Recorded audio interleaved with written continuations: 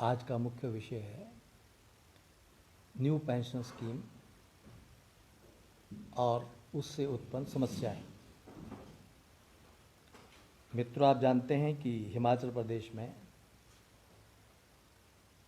लगभग 2 लाख कर्मचारी सेवारत हैं और 1.5 लाख कर्मचारी पेंशनभोगी हैं। 2003 में भारत सरकार का एक नोटिफिकेशन आया है जिसके तहत 1 अप्रैल 2004 से जो भी कर्मचारी सरकारी सेवाओं में आए हैं उनके लिए ओल्ड पेंशन बंद कर दी गई है और न्यू पेंशन स्कीम लागू की गई है। ये नोटिफिकेशन 2008 में भारत सरकार के कर्मचारियों पर लागू हो गई थी और हिमाचल राज्य में लागू तो 2004 में नहीं हुई, लागू बाद में हुई, लेकिन बैक डेट से लागू कर दी गई। ये दुर्भाग्य था। 25 राज्यों में और 5 यूनियन टेरिटरीज में ये लागू कर दी गई है। और अभी हाल ही में त्रिपुरा में जब भारतीय जनता पार्टी की सरकार बनी तो उन्होंने आते ही ये बहुत बड़ा पुण्य का काम किया कि जो पिछली सरकारों ने ये न्यू पेंशन स्कीम लागू नहीं की थी, बीजेपी गवर्नमेंट ने आते ही ये तोहफा दिया वहाँ के कर्मचारियों को। अर्थात कहने का मेरा अर्थ है कि आज की जो घटनाएं और इतिहास है वो ये सिद्ध करता है कि बीजेपी की सरकारें निश्चित तौर पर कर्मचारियों की विरोधी श्रेणी में नंबर 1 पर आ चुकी हैं। कांग्रेस भी इससे पीछे नहीं है। कांग्रेस ने भी सब जगह ये न्यू पेंशन स्कीम लागू करके कर्मचारियों का गला घोंट दिया है। अब पूरे हिंदुस्तान में केवल एकमात्र पश्चिमी बंगाल की ममता बनर्जी की सरकार है जिसने ये न्यू पेंशन स्कीम लागू नहीं की है। पिछले दिनों में मेरे पास एनपीएस के पदाधिकारी मिले थे, नेता मिले थे। उन्होंने मेरे ध्यान में ये सारी बात लाई और मैं उनकी बात को सुन के स्तब्ध रह गया हूँ, हतप्रभ हो गया हूँ, हिल गया हूँ कि ओल्ड पेंशन स्कीम में जिस कर्मचारी को 50,000 रुपया सैलरी मिलता है रिटायरमेंट के टाइम पर, उसको 50% अर्थात 25,000 रुपया पेंशन मिलता है महीने का। लेकिन न्यू पेंशन स्कीम में उसको 25,000 के बजाय केवल मात्र 2,500 रुपया मिलेगा। अर्थात पिछली पेंशन का 10%, पिछली सैलरी का, पेंशन और सैलरी की जो समस्या खड़ी हुई है, 5% सैलरी का उनको पेंशन मिलेगी। तो मैंने कैलकुलेट किया कि यूं तो 500 रुपये से लेके 5-6 हज़ार की रेंज है, लेकिन 90% कर्मचारी 1,000 से 2,500 रुपये के बीच में पेंशन लेंगे।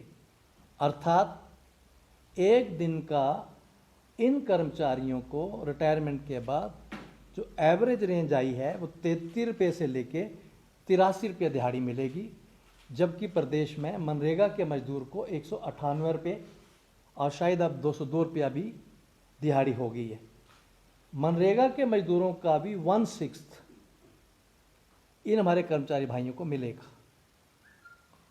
अब ये कैसे गुजारा चलाएंगे, परिवार कैसे चलाएंगे, इसके बारे में सरकारों ने सोचा नहीं है।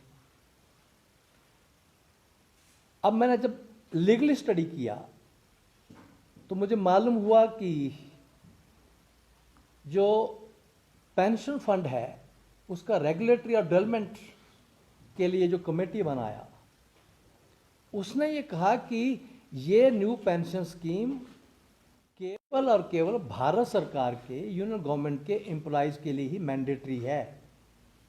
राज्य सरकारों पर मैंडेटरी नहीं है। राज्य सरकारों के लिए ऑप्शनल है। राज्य सरकार चाहे तो पुरानी पेंशन दे सकती है, राज्य सरकार चाहे तो पुरानी पेंशन बंद करके न्यू पेंशन दे सकती है।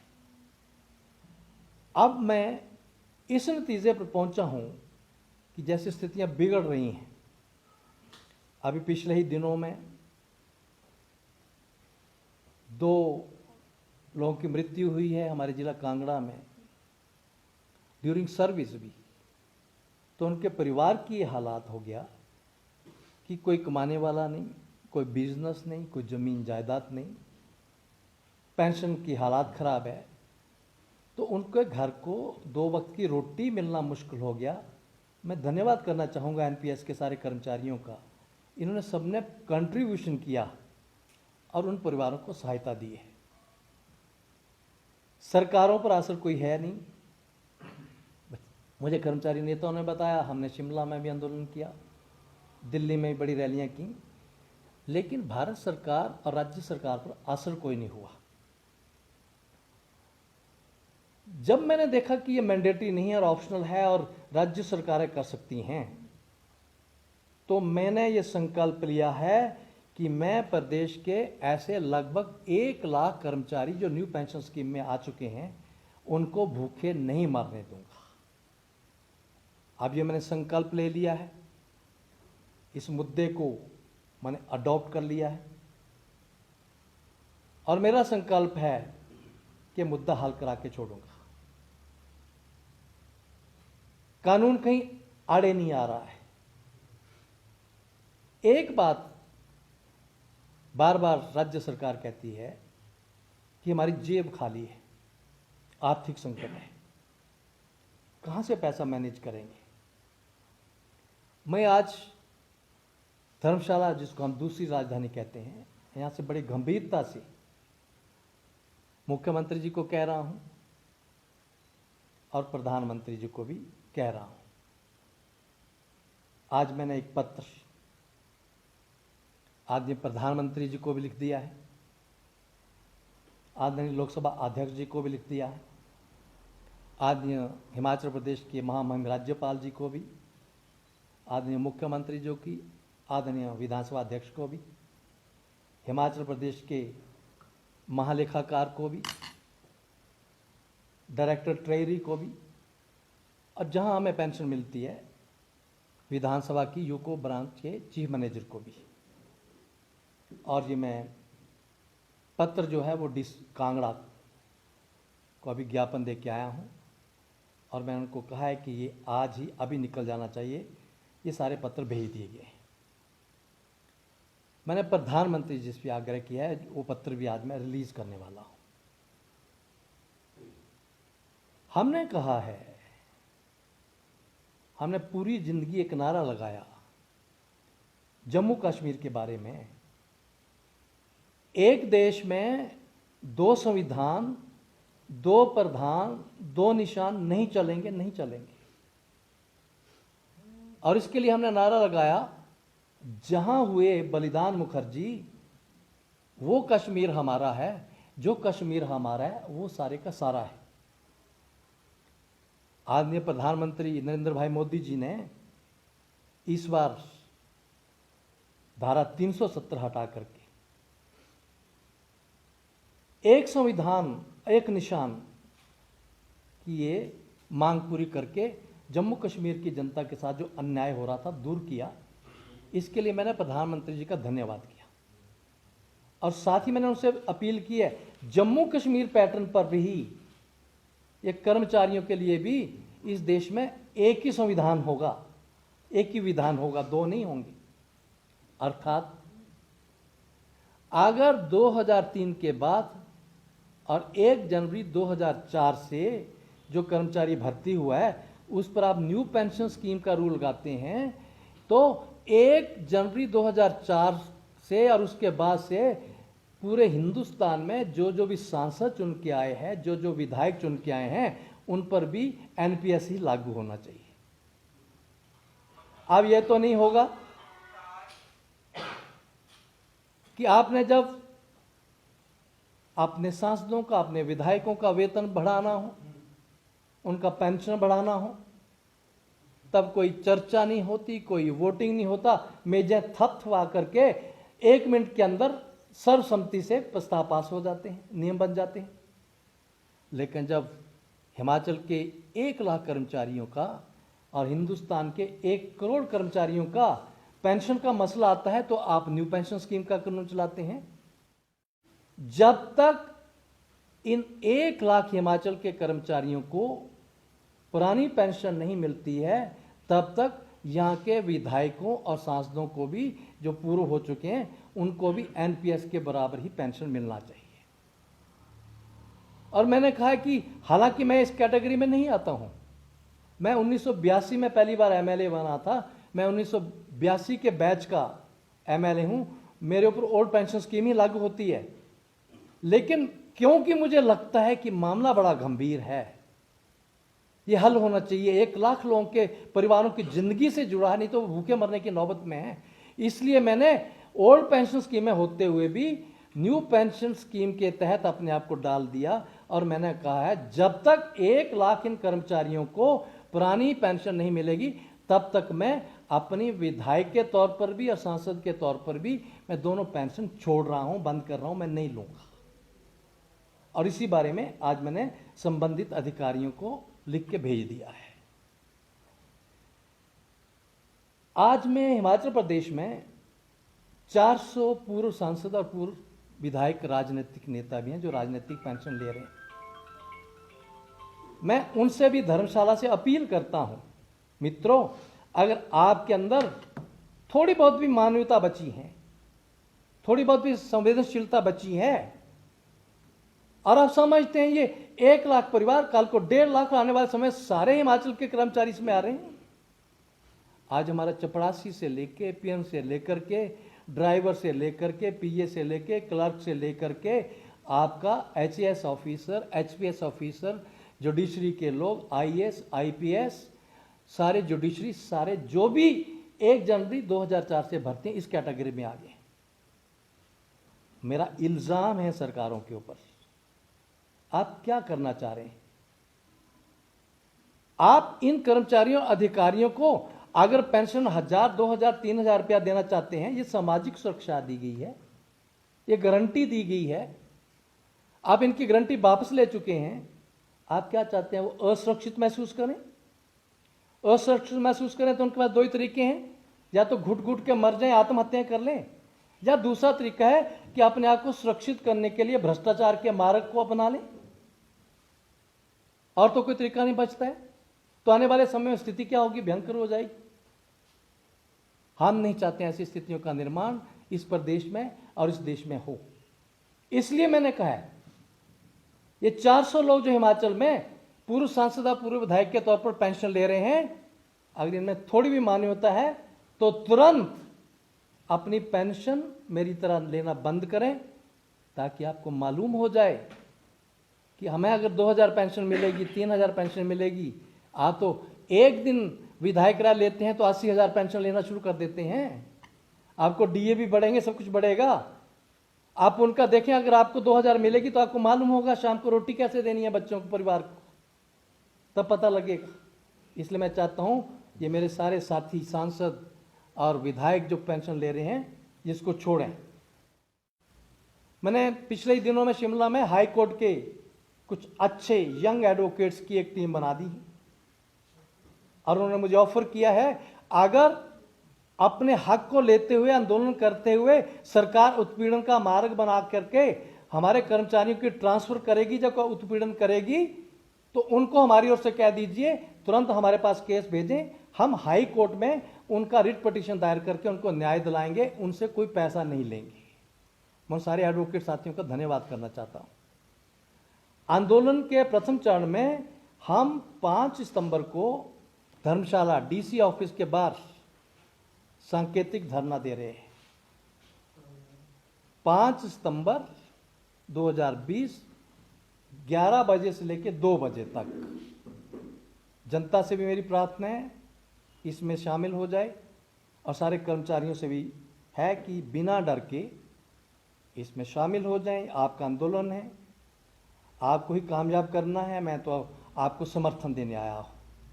इसमें बढ़ चढ़ के भाग लें और इसमें मेरा सभी एमएलए से, सभी मिनिस्टर से, एमपी से भी प्रार्थना है वो इसको समर्थन दें। मेरा सभी राजनीतिक दलों से, चाहे वो भारतीय जनता पार्टी हो, कांग्रेस हो, अन्य दल हो, उनसे भी अपील है, इसमें कोई राजनीति नहीं है, सारे इस मुद्दे का समर्थन करें। सभी कर्मचारी संगठनों से भी मेरी अपील है, इस मुद्दे का समर्थन करें, सभी वर्ग समर्थन करें। हम चाहते हैं जल्दी से जल्दी ये न्याय मिले, नहीं तो स्थितियां बिगड़ रही हैं। अंत में जो मैं पत्र रिलीज कर रहा हूं वो मैं पढ़ के भी सुना रहा हूं, ताकि सारे कर्मचारियों को भी और प्रदेश की जनता को भी और संबंधित नेताओं और मंत्रियों को, अधिकारियों को भी पता चल जाए कि हम चाहते क्या हैं। दिनांक 31 अगस्त 2020। माननीय प्रधानमंत्री जी, जय हिंद। मैं आपका ध्यान एक अति महत्वपूर्ण विषय की ओर दिलाना चाहता हूं। वर्तमान समय में हिमाचल प्रदेश के कुल 2,10,000 सरकारी कर्मचारियों में से लगभग 90,000 ऐसे हैं जिनकी नौकरी 2003 के बाद लगी है और वे सब न्यू पेंशन स्कीम अर्थात एनपीएस के अंतर्गत आते हैं। राज्य में कई ऐसे कर्मचारी सेवानिवृत्त होने लगे हैं।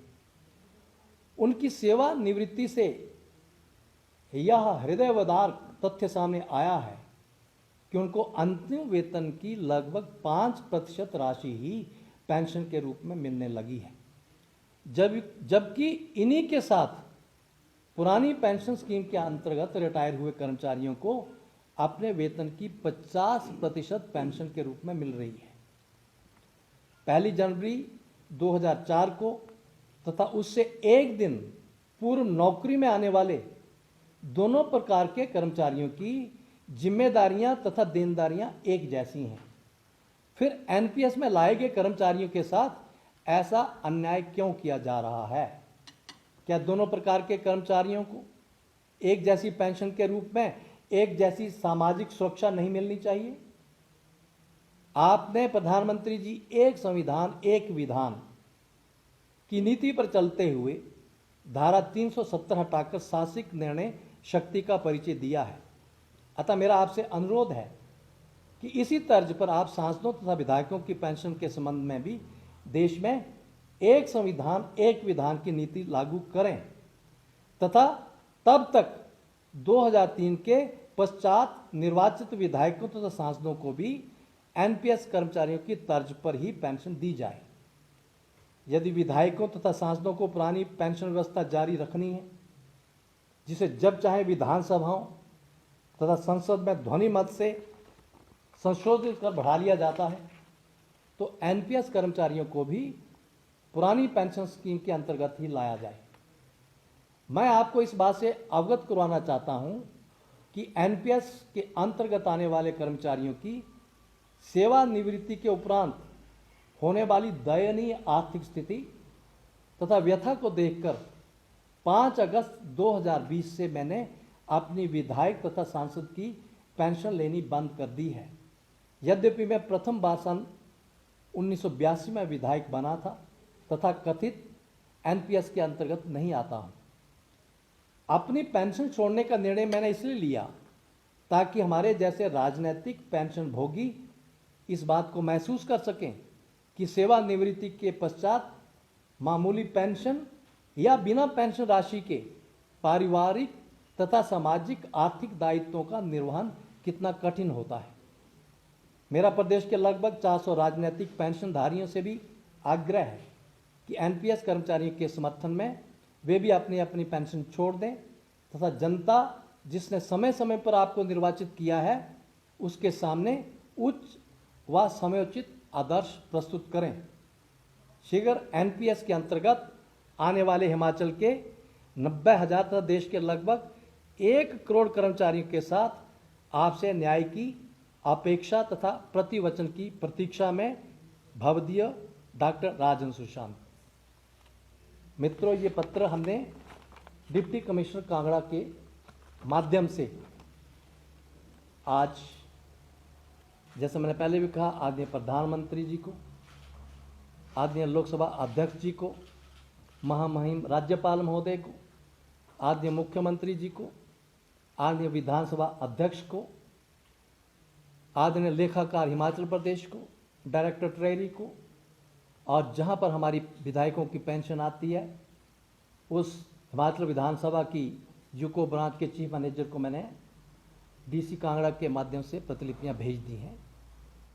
बना रहा हूँ तो सरकार बनाने के लिए तो बना रहा हूँ, तो सरकार तो तभी बनेगी जब मेरे विधायक आएंगे, और विधायक आएंगे तो वोट ही चाहिए। तो इसमें कोई वो बुरी बात नहीं है। सर, तीसरे मोर्चा का आपने विकल्प खोल दिया है, मतलब सबको बता दिया कि हम तीसरे मोर्चा का गठन कर रहे हैं। जो चुनाव भी लड़ेगा सदर विधानसभा क्षेत्र पर अपने जीतने के लिए विधायक भी खड़ा करेंगे, लेकिन एक भी बड़ा चेहरा आज डॉक्टर राजन सुशांत के साथ नहीं है। ये क्यों, ये सबका सवाल है। दूसरा सर, तीसरा विकल्प ओपन करके आप किसके खिलाफ जा रहे हैं? भाजपा, कांग्रेस या आम आदमी पार्टी? क्योंकि आप कांग्रेस पे तो नहीं रहे, भाजपा और आम आदमी पार्टी में रहेगा, तो खिलाफ किसके जाएंगे सर? इसमें नंबर 1, निश्चित तौर पर तीसरा विकल्प, और इसके लिए क्षेत्रीय राजनीतिक दल, इसकी घोषणा मैं नवरात्रों के शुभ मुहूर्त में कर रहा हूँ। जहाँ तक सवाल है कि आप बीजेपी के खिलाफ जा रहे हैं कि आम आदमी पार्टी के जा रहे हैं या कांग्रेस के, मैं किसी के खिलाफ नहीं जा रहा हूँ। मुझे लगता है कि हिमाचल प्रदेश ने बहुत सहन कर लिया। मेरा बड़ा लंबा राजनीतिक अनुभव ये आया, मैं 4 बार एमएलए रहा, मिनिस्टर भी रहा, सरकार चलाई भी है, और लोकसभा में सांसद भी रहा हूँ। और मैं आज नहीं, मैंने समय समय की सरकारों को, चाहे वो कांग्रेस की हो चाहे बीजेपी की हो, अपने विचार दिए हैं, विजन दिया है, सचेत किया है। 2007 में जब मैं विधायक बना, उस समय का मेरा बजट का भाषण रिकॉर्डेड है। मैंने उस समय कहा, आज भी मेरी चिंता है, 60,000 करोड़ रुपए का कर्जा हिमाचल की जनता पर हो गया। जो हिमाचल में आज बच्चा पैदा हो रहा है, उसको 80,000 रुपये का कर्जा मिल रहा है, साथ में गिफ्ट के तौर पर, इन नालायक सरकारों की वजह से। कारण क्या है? कारण है यथास्थिति, जैसे पानी बहता है बहते जाओ। जो भी मुख्यमंत्री बनता है वो कहता है पिछला मुख्यमंत्री 5 साल कर्जा लेके चल गया, तो मुझे क्या तकलीफ है, मैं भी कर्जा लेके आगे टाइम निकालता हूं। अगर पिछला मुख्यमंत्री 2 दिन हेलीकॉप्टर चलाता है 15 दिन या हफ्ते में, तो वर्तमान मुख्यमंत्री 30 के 30 दिन हेलीकॉप्टर चलाता है। रिसोर्स मोबिलाइजेशन कहाँ से होनी? विजन नहीं है, उस और सोच नहीं है। मैंने विजन आज नहीं कि क्षेत्रीय दल, मैंने अपने जब बीजेपी में होता था उस समय भी कहता था, कांग्रेस के लोगों को कहा ये तरीका है, और कोई लुके छिपे तरीके नहीं है।